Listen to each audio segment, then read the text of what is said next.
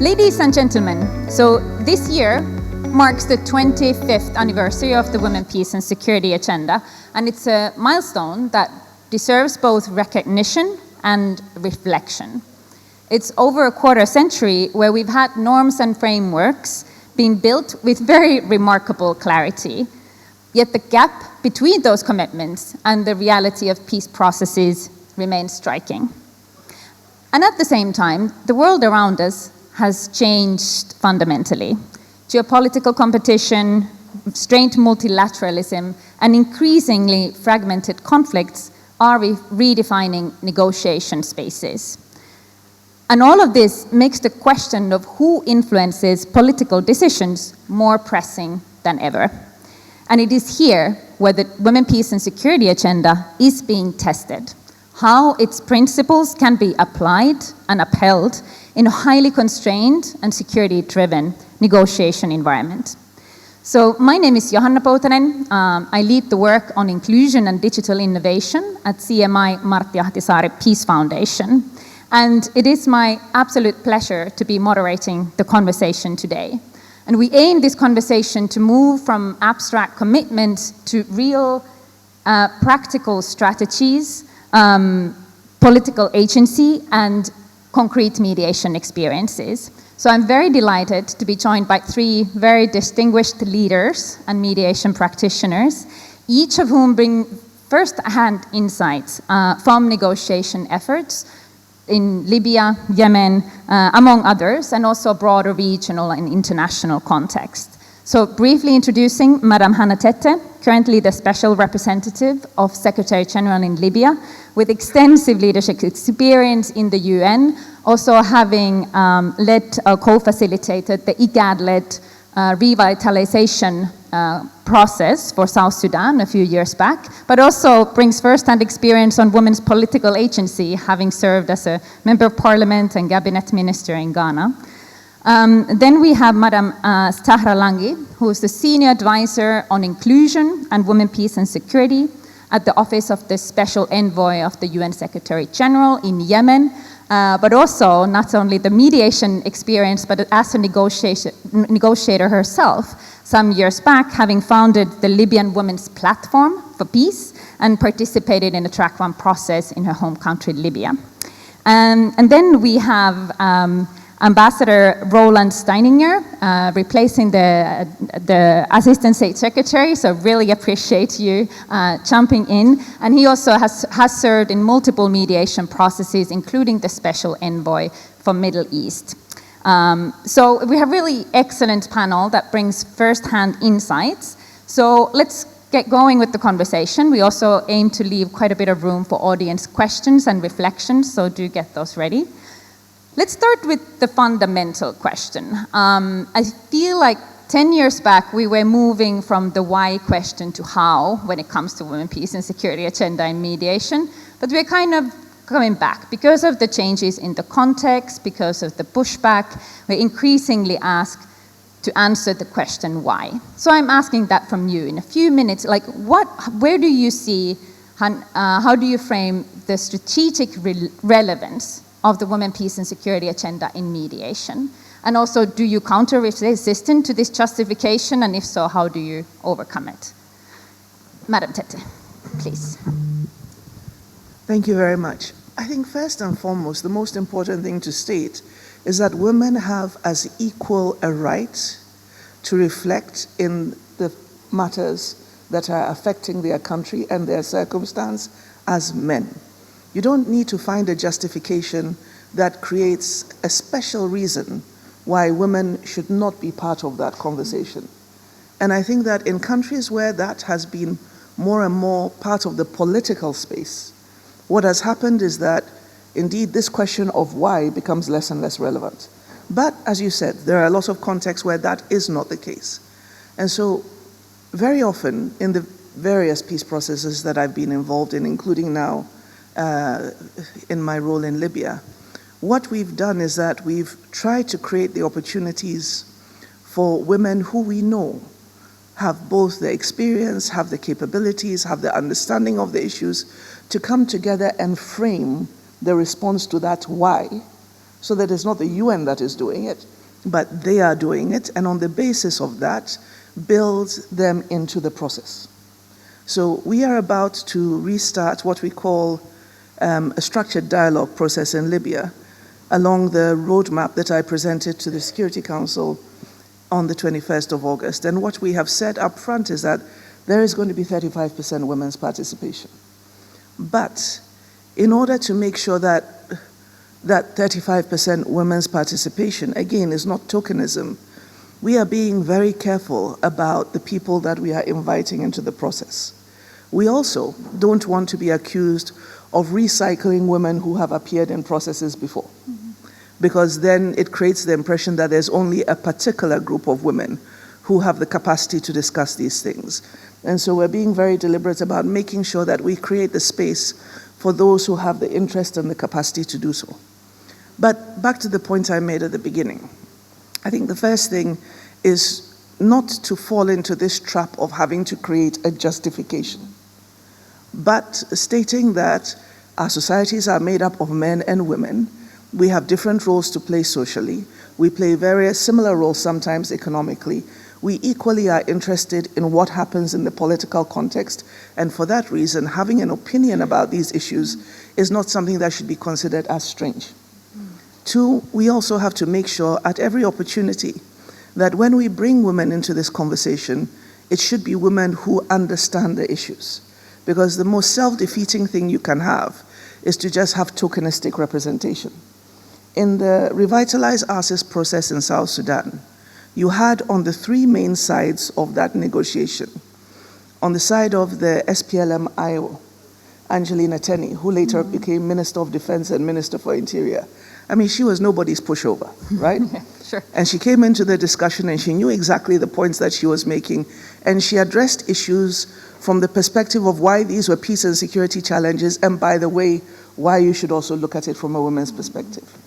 Then you had Madam Rebecca Nyandeng, who was the widow of John Garang, who was in the group referred to as former detainees.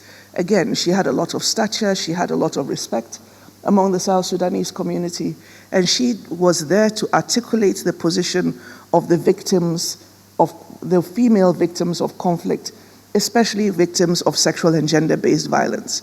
And she just took that on as her assignment. And again, when she was making the case, and when she was telling off some of the male participants as, you know, when my husband was alive, this is who you were, and you should not now be telling me that I cannot participate in this discussion. Sometimes I felt she was pushing a little bit too hard, but the point was, she made sure that the issues came to the table. And then on the government side, you had Awut Deng, who at the time was gender minister, later on became foreign minister and education minister, who was as hard on the issues from the government side, as well as many other representatives of South Sudanese women from civil society in all walks of life. But the fact that you had those three champions in every major group made a world of difference, because they had the political stature, they had the political capital, and they did not hesitate to make the case for what they believed in. We need more of that. Excellent. So it is this more, the reason is actually justification is fairly simple. It's about the political right, but then the strategic relevance comes also from the particular issues and experiences, technical knowledge that women and women's constituencies are bringing in. Zahra, how does that sound? Does that relate to your own experience, but also? Well, thank you for the question. I think it's very relevant today. I think the answer from my perspective would be, it depends how we frame WPS. I remember years ago, an SRSG in a public forum answered the same question, that WPS is the politically correct thing, but it's not relevant. So asking the question today is relevant. And I think when we look at the numbers of the Secretary General report on WPS, we have out of 9 from 10 negotiating tracks, no women participating. We have 14% women negotiators, 7% women negotiators, 14% women mediators, and out of we need to unpack that number of 14%, how many of them are from the global south. So I think before the backlash, looking into the 25th anniversary, we have not achieved that much. And I don't think that is because women lack the capabilities. It's the lack of political will.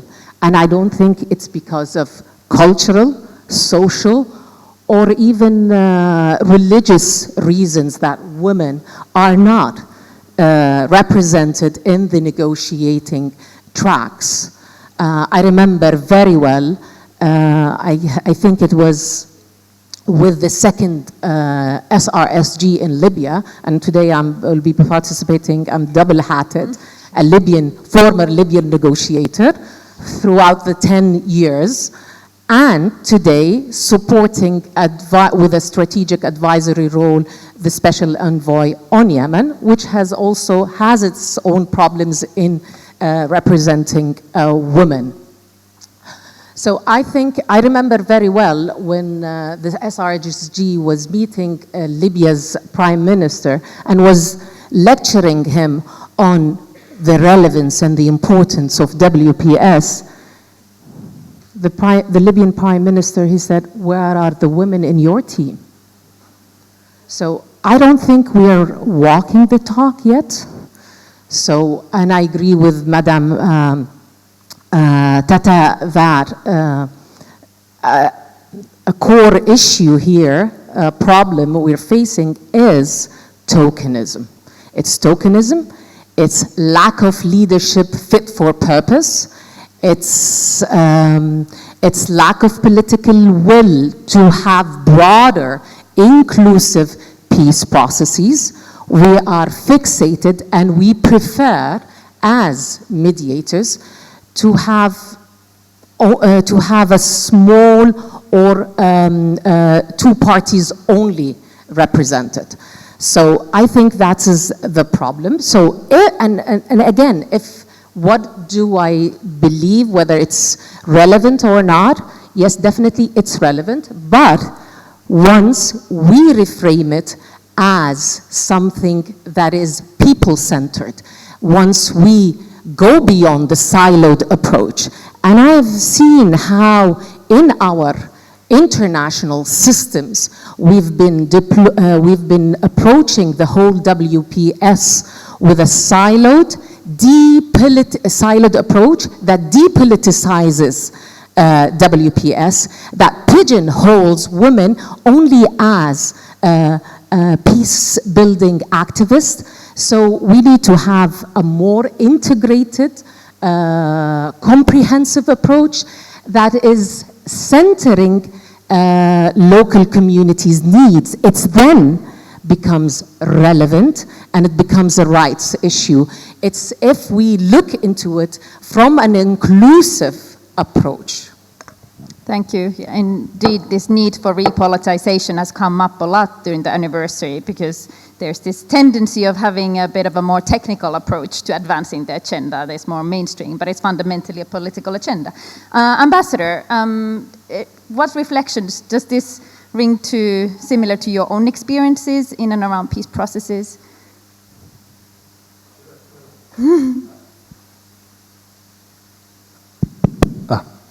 Good afternoon. As you said, I was asked to fill in at the last minute to replace Ambassador Enderlin. I have quite a long track record in mediation, but forgive my maybe lack of expertise in WPS, even though throughout my activities as a mediator, I think I've encountered a number of, let's say, situations where this issue was quite prominent. First of all, I'd like to echo what was said by Her Excellency Mrs. Tetteh and also by you. I couldn't agree more. I mean, we're living in a world, as you said in your introductory remarks, where with fast-changing transformations and issues which looked fairly, I would say, understood, seem to be today, again, questioned including in countries which in the past were very much promoting WPS. So I think we're facing here real issues, and beyond, as you said, social and cultural reasons, there is also an issue of politicization of those aspects. And obviously all of that has an impact on our field of work. And indeed, in teams of mediation, you mentioned the example of the UN in Libya, there are too few women, clearly. So I think that raises a few questions as to the extent to which our systems are able to walk the walk, not just, and indeed select, recruit, train, and then promote, of course, female mediators. This is certainly something that my government is doing now for years in terms of training and recruitment. But if we look at the numbers today of mediators, there are too few women, including in our system. So then looking at the nature of conflict, I think we're going through a period where not only the number of conflicts is rising, but the complexity and the protractedness of those, with multiple layers of actors to be engaged, as in one process. And for any, I think, process to be enduring and sustainable, even once, an agreement is signed, it's about monitoring, it's about implementation, and there is a very strong need for civil society in general, but of course societies, and both leaders and grassroots, I would say, actors to be fully involved, and there women have a key role to play. So not only in the negotiating room, but of course in the daily work of actually crucial work of upholding commitments and ensuring that they are implemented.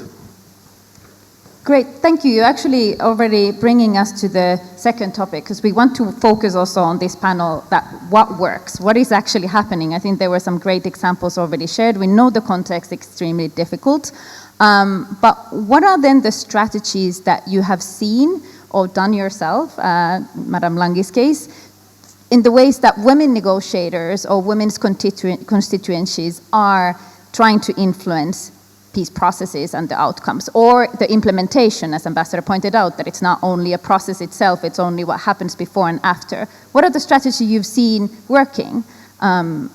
Any practical cases, examples you could share? Intentionality. And it goes back to the point I made earlier. You have to do this deliberately. Before we started with this roadmap that I announced, we appointed in Libya what we call the advisory committee to look at the electoral laws and to look at some of the bottlenecks that had prevented elections taking place the last time, with a view to starting from a technical assessment of what went wrong and using that to develop our roadmap. We made sure that in that group of 20 advisors, 35% of them were women. And they were very capable women. They had the background and the education and the experience both from academia, from legal practice, from civil society. And when we were having the discussions with the advisory committee, they challenged their male counterparts very frequently in that discussion with some of the assumptions they were making and some of the suggestions that they were putting forward. But we made it clear from the beginning that this was going to be the way we were going to do this. Now, the advisory committee's report came out. We used that as a basis to design the roadmap. And as I said, right now in the structured dialogue, we are making sure that we do the same. But in Libya right now, you have an SRSG who is a woman, a DSRSG political who is a woman, a DSRSG RC who is a woman. All the senior leadership of the UN are women. So there's no question of where are the women in your team. Yeah, exactly. When we're coming, that's what you see. And what that does also is that because we are the senior leadership team, we also challenge our male colleagues' assumptions about the participation of women. Because I think that's also an important part of this discussion, because we don't talk about sometimes the challenges we have within our own organizations to get our male colleagues to see that these are important. Now, when, as I said, you have 3 women at the top, all of us are going to ask you the question. So why not? Why are you thinking this way? Why are you suggesting that this is not an option? And I saw at the beginning when I came because then it was just two of us who were women. That was myself and Stephanie, DSRSG Political. That very often our male colleagues were respectful, deferential, but the looks on their faces said, you know, we're having a hard time with this. 10 months later, I think they, by and large, have gotten used to it. Because we have an RC who's a very experienced RC, who's worked in conflict contexts in several parts of the world, a great successor to Georgette, who is here and who is in UNAMI, and who comes with exactly the same kind of civil society, I would say, activism in the approach on women in development and what their role is. So I would say top of the line, the most important thing is that when you want to make this an issue where it's not tokenism and it's serious and it's substantive, everything you do, every aspect of your planning has to be intentional. Don't leave anything to chance, because otherwise you're not going to get the outcome you want. Intentional, consistent. And at least the double standards that Madame Langhi mentioned earlier has now definitely been addressed in the case of Libya, where you have this woman-led mediation. Yes, team. absolutely. To answer the question, I will reflect also on the 10 years that I participated in the peace processes, where sometimes it didn't work. For example, the first peace process we had in 2013, out of 40 politicians, we had 4 women, and I was a member of the drafting committee, Tariq Mitri. Then we had a peace process, multi-tracked, with only 2 women participating in the track 1, and then women participating. I was participating in a secondary track for political leaders and activists, and there was a track for women. Similar to the advisory women groups in Yemen and Syria, not to undermine the agency or the capabilities of these great women who have been participating in these women advisory groups, but it did not do justice to their capabilities at all, because I call this kind of mechanism women in the corridor. So you can create a track for women to use it as a token, to tick the box to say, I have 50 women participating out, but then where's the real power? And that question will come later on to the dear SRSG in Libya. Where are the women in the negotiating parties? Yes, there are women, 35% represented in the structured dialogue. They were presented in the advisory committee. But then what is the mandate? What are the mandates of these 2 consultative mechanisms? And why are women still missing from the negotiating delegations? So what worked for track 1 in Libya during also the women SRSG Stephanie Williams is that we were women, 22% of the 75 LPDF, the Libyan Political Dialogue Forum. Women worked across, they created a bloc across political parties, lobbied as a bloc first. Women created alliances, not necessarily with women, but with youth groups, with those of similar ideas and beliefs, advocating for the elections. Also, women had an open communication channel with media, social media in particular, activists, there were transparency. Women in that LPDF, the experience, why they were outspoken, not because I only participated. I mentioned all the others that I participated in but didn't work. But this time it worked because even in an issue related to accountability of the UN, the issue of political bribes in a UN facilitated political process was raised by women participants. So that made women's participation more credible, more legitimate, because it's not about the question of inclusion, representation, but it's about the how of the process, the due process, due diligence. And it's about accountability, integrity, good governance. And so the same issues will now be raised if women are only participating in these new mechanisms and they're just there, but not raising the issues of local communities, of national sovereignty, of accountability, of who's funding, of legitimacy, that issues, that it will make their representation irrelevant again. Because a very smart strategizing by the side of the women's constituencies as well. Let's spend a moment a little bit of what can mediators do further, like what are the practical choices that they can do in their mediation process design to create space and create also recognize these type of alliances if they are smartly designed. Ambassador, I mean, what is then the role of the mediator beyond the intentionality and consistency that Madam Tetteh already outlined? What can they do? Well, once again, I fully concur with what was said. Clearly, normative arguments are not enough. We need to go beyond and frame women's participation as a key goal in order to ensure better political viability of processes. So I think inside any system, be it the UN, be it, governments, it needs to be from the get-go, from the start, clearly outlined, not only in words, but in deeds. But if you allow me, I'd like to make a side comment based on my own experience of 15 years of mediation in the Middle East. I'm a career diplomat, okay, I'm a man, but when I started to enter into sometimes initiating, managing mediation processes, I very quickly found myself within a new, category and I would say political culture. Why?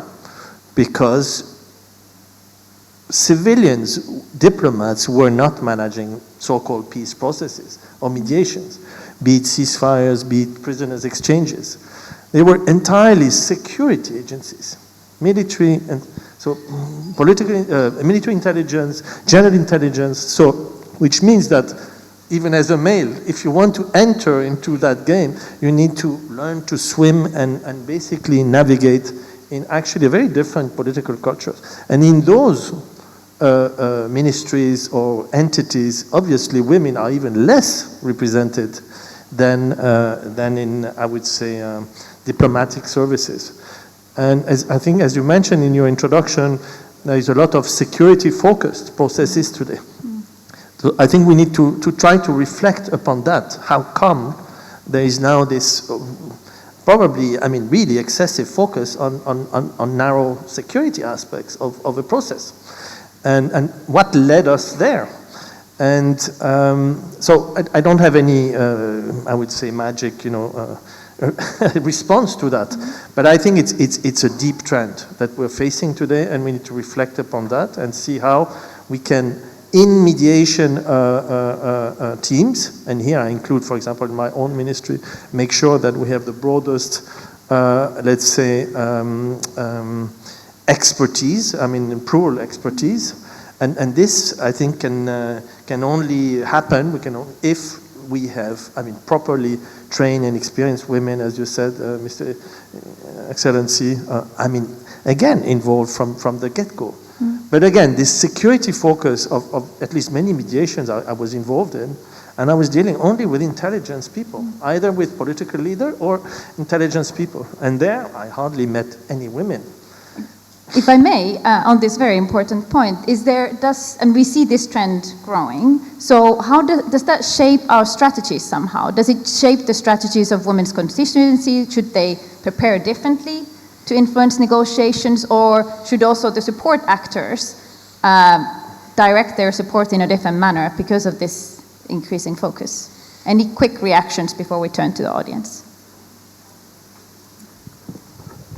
In preparing, we also have to prepare a support mechanism for them.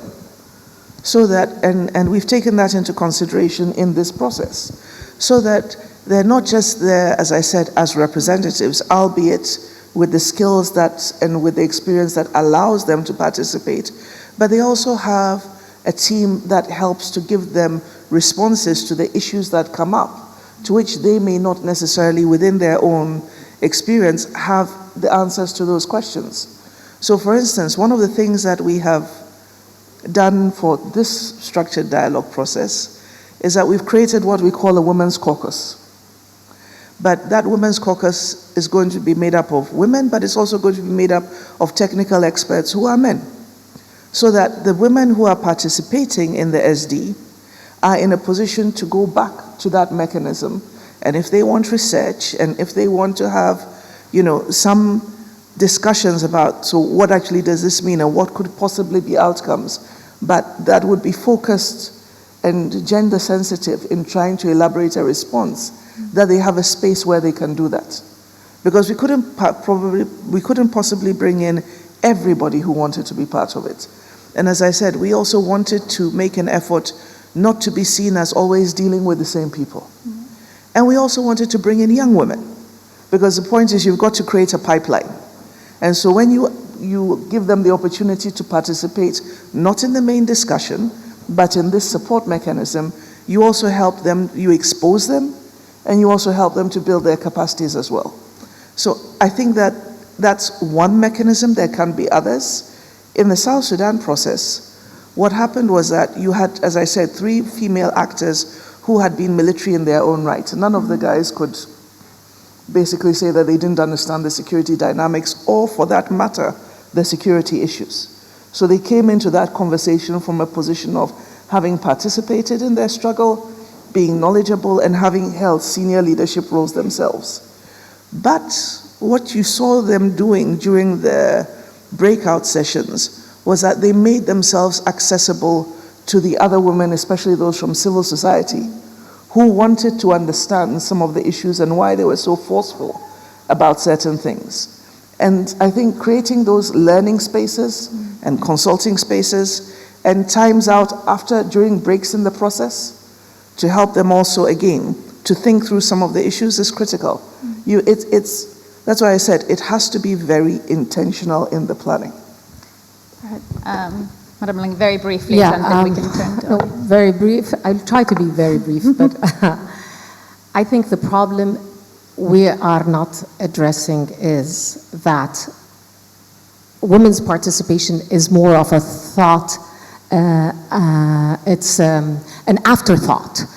And we are basically designing our processes centering it on the model of power sharing, distribution of power among entrenched political elite. Then we're thinking, how are we going to include women and civil society and what have you? But if we are designing our processes, our inclusive processes, not even about women's participation, about inclusive processes, peace processes, it's people-centered, and it's about the sharing of responsibilities, then definitely women, not necessarily even that have been taken capacity building, are we conditioning the same thing from men? We're not.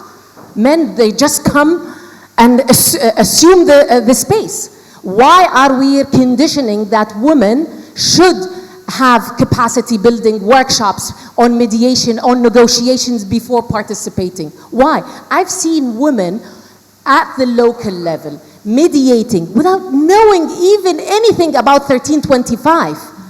They are the real negotiators. They don't even brag about themselves, they are mediators, and they never had gone to workshops or anything like that.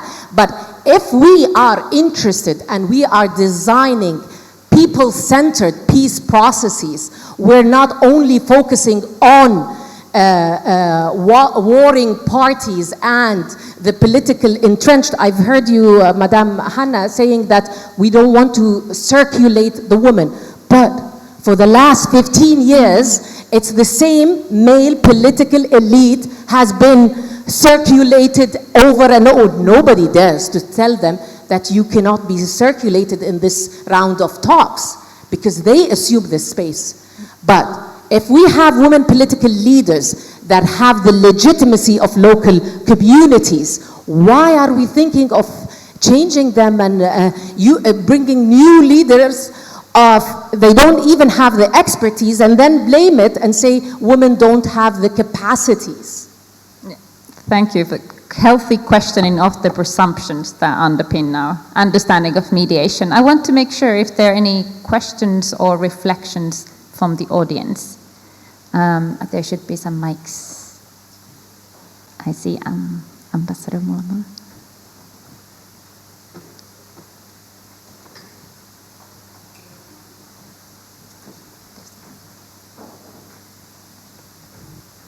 Hello, good afternoon.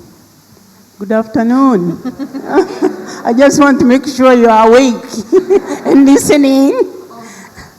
Yeah, thank you very much, Johanna, Madam Tetteh. Good to see you in this podium, and I was happy to meet you and see you, Zahra, in person. I've heard a lot of good things about you. And the Ambassador, thank you for joining this panel. Now you know when you talk of tokenism and symbolic inclusion, you know what it means. But anyway, I really want to thank you for the reflection. Let me introduce myself. I'm known as Ambassador Liberata Mula Mula, the new special envoy of the African Union on women, peace and security. I've just recently been appointed, I'm saying the new kid on the block. But I came at the right time, especially when you have these conversations have been ongoing, especially in the context of celebrating 25th anniversary of the UN Security Council Resolution 1325. For me, listening to what you have all said, because my preoccupation, and this is why I was also, Zahra, leading Senior Inclusion on Women, Peace and Security Advisor. Just to get your perspective, when we talk of inclusion, what do we mean substantially? Because however much we try to push this narrative of inclusion, but as where we started, Johan, that we moved from the why, we are just addressing the how, but then we are going again to the why. So I really want to get more your perspective on how you understand this inclusion. Thank you very much. Wonderful. Thank you, Ambassador. Simple but a hard question. How do you define inclusion? Ambassador, would you like to take this?